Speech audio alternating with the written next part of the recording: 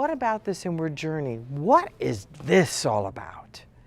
How does the inward journey create your outer results? Let's take a look. Okay. So what I like to start off with is the topic of the 6 lenses. These lenses are self-reflection lenses. When you look in the mirror, you use these 6 lenses to see what is actually in front of you and asking powerful questions. Who, what, when, where, why, and how. So let's look at lens number 1, self-discovery. I've already talked about self-discovery in the form of my behavior profile. I discovered that I was a dominant, influential, conscientious behavior style. And from those 3 behavior styles, there were 3 major fears.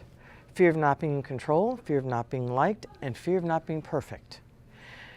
And a lot of us have all those fears. Now, the one I don't have very much of is fear itself. I tend to just run, take charge, I go a mile a minute, okay? However, do those other fears control me? Absolutely they do. They control me in so many different ways.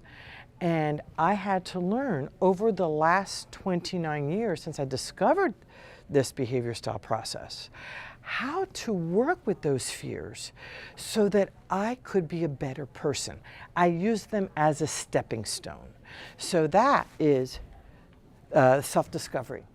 And fear stands for forgetting everything is all right. Forgetting everything is all right. We forget that.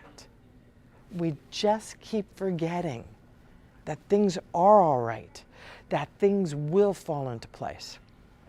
Self-awareness. Self-awareness is about what is your impact? What is it that is happening from your behavior and your actions? And here's an example.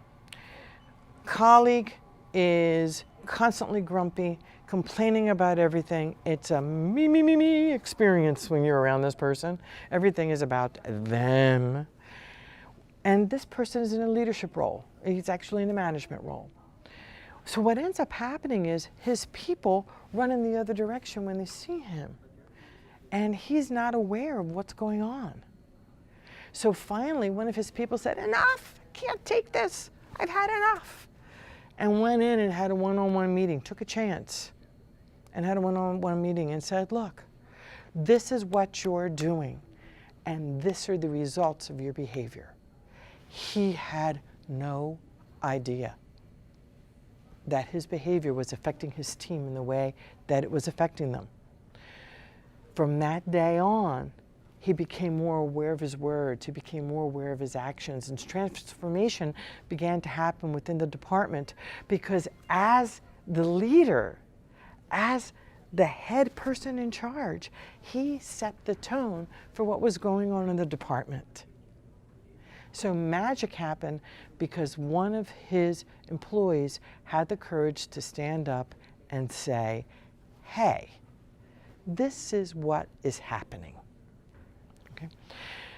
Third lens, self-knowledge. The more you know about yourself, the more you know how you operate, what you want, what you don't want, the clearer you are in how you operate through the world.